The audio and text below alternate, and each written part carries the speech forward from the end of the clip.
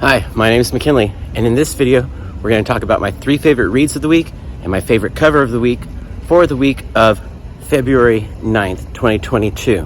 But before we do that, I want to wish everybody a happy National Pizza Day, because that's what today is. February 9th is National Pizza Day. So, happy National Pizza Day. Now, let's look at the haul, because if I'm going to talk about my 3 favorite comics and my favorite cover of the week, I got to show you the haul first. And we're going to start off with Marvel, DC, and Image. And I got some Marvel for once, or for a change.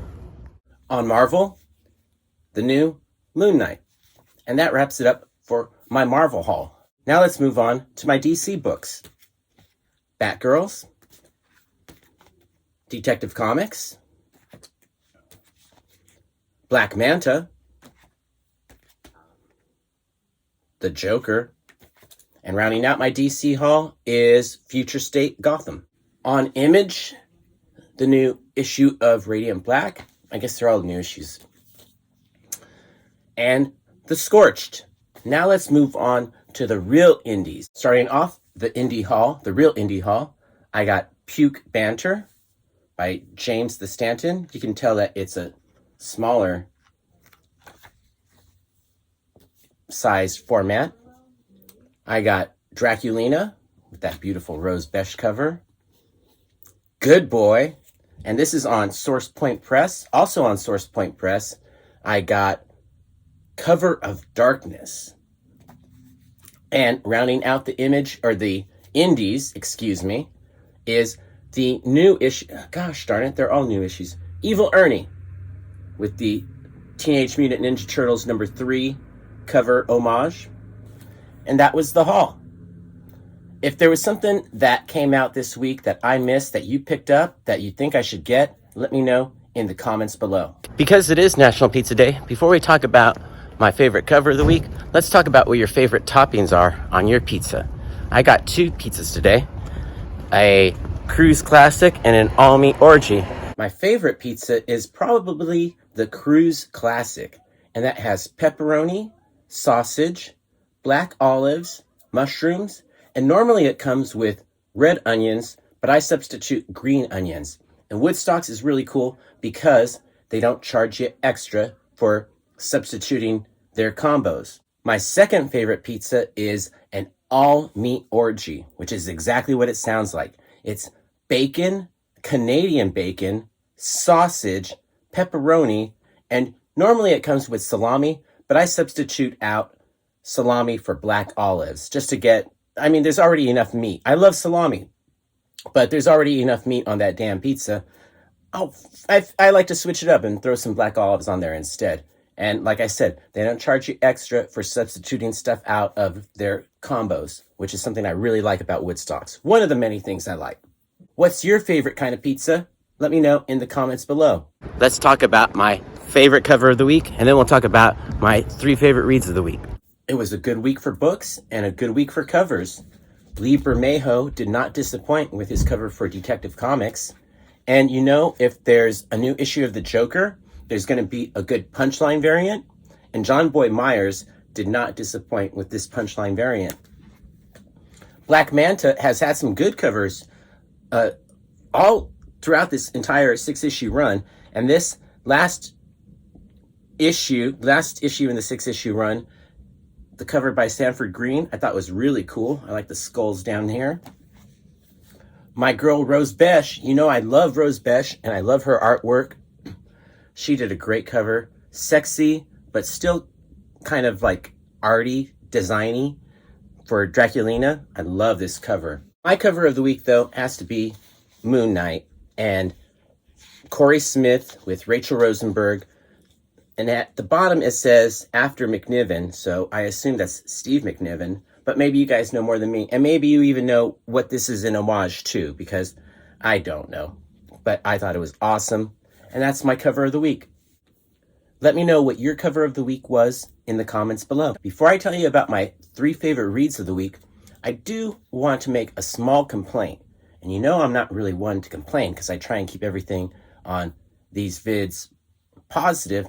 But good golly, this is Puke Banter Nartoons by James Stanton. came to me via the DC part of the FOC. But check it out. This is a small 20-page. It's really cool. Just 2 colors. And that being said, I did say it's really cool. I did enjoy it. It's cute. But it was originally done in 2013. Barely coming out now. Not good at math, so that's like, I don't know. We're going to skip that part about how old it is and barely coming out now, but it was $4.99. And that's the same price as this issue of the Batgirls, which is significantly taller and wider and significantly more colors. It's also the same price as this issue of Black Manta. And same, much bigger format. It's the same, it's $1 more than Good Boy. It was $1 more than Evil Ernie. It was $1 more than Radiant Black. And you always get a good deal on Image. Their books are pretty usually reasonably priced. It was $1 more than Draculina. And you got to pay my homegirl Rose Besch because this was a B cover. It was also $1 more than Cover of Darkness. It was $1 more than Future State Gotham. It was $1 more than Moon Knight. And Marvel's overpriced. And it was $1 more. It was $2 more than The Scorched, which is only $2.99. Such a great deal. Even if you don't like the story, you still got to buy it because it's only $2.99. Such a great deal. This was not a great deal. I enjoyed it, but good golly, $4.99. I don't know where they came up with that price, and I don't know who the jackass was that decided to buy it. Well, actually, I do know that was me. Now let's talk about my 3 favorite reads of the week. Before we talk about my 3 favorite reads of the week, I do want to say that I really did enjoy Puke Banter. For all my complaining, it was still a really enjoyable read. Not worth $4.99, that's for damn sure. Unless it had come with like a sticker or something cool, like it, not worth the price tag, but still enjoyable. I wouldn't recommend looking for it unless you saw it in like the dollar bin or something. Still a good read though. I enjoyed it. I also really have been enjoying, this is almost like a guilty pleasure, Batgirls.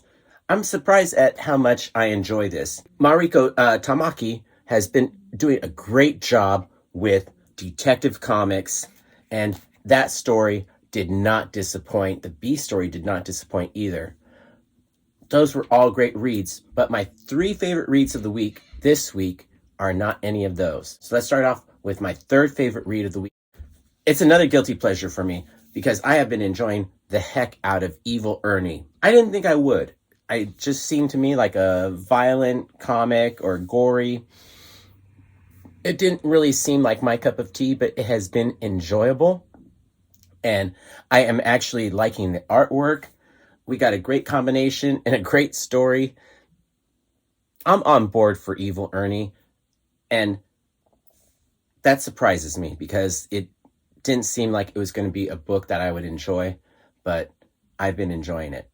Now let's talk about my 2nd favorite read of the week. And it was kind of difficult for me to decide, but I finally ended up deciding on Good Boy because I really did like the heck out of this story. The artwork, almost not so much, but it's still kind of cool in its own way. It's grown on me over these last 3 issues.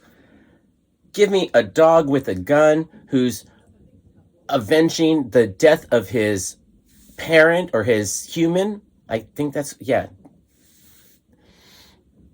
human was named John. I think his name is Flint. I get names confused in the stories all the time, but it's a great anthropomorphic. I have trouble saying that word. Anthropomorphic story where the dog is the lead character. I want to see Good Boy times Cinnamon, where the cat was the lead character in that story. But in that one, the cat was leading a double life in his mind. This is real life. And this dog, Good Boy, Flint, I think is his name. He's not taking any crap from anybody. And he's going after the people that did in his human. And he has no, he has no filter. He's going to go after them hard, and he does. This is a great way to end the 3-arc series, and there's going to be a second arc coming up, apparently, and I cannot wait because I enjoyed this a lot. It was violent, just like Evil Ernie, and a little bit of gory, but a great story and different than Evil Ernie in more it's, a dog. I really enjoyed Good Boy, and that's why it's my second favorite read of the week. I can't wait till the second arc comes out. Now, what was my favorite read of the week? My favorite read of the week was a total surprise to me because, to be honest with you, when I saw it in my stack at the LCS, when I saw it in my stack of books I was about to buy, I was kind of like, I gotta stop subscribing to this. I gotta be taken off the list because I'm kind of over this title. But this issue was fantastic, and the book I'm talking about is Radiant Black. This was actually Radiant Pink's origin story, and it was a great origin story. It was fun reading. Artwork was good, decent, but the real thing for me was the story. And I enjoyed the story so much. It was my favorite read of the week, without a doubt. I was surprised as heck because, like I said, when I saw it in my stack of books to buy at the LCS, I was like, I'm over this, but it's good writing, and I enjoyed it so much, it beat out everything else for my favorite read of the week. Let me know what books you enjoyed the most in the comments below, and I appreciate that you made it all the way to the end of this video. Thank you for watching. Peace, love, Bunny, and Bear.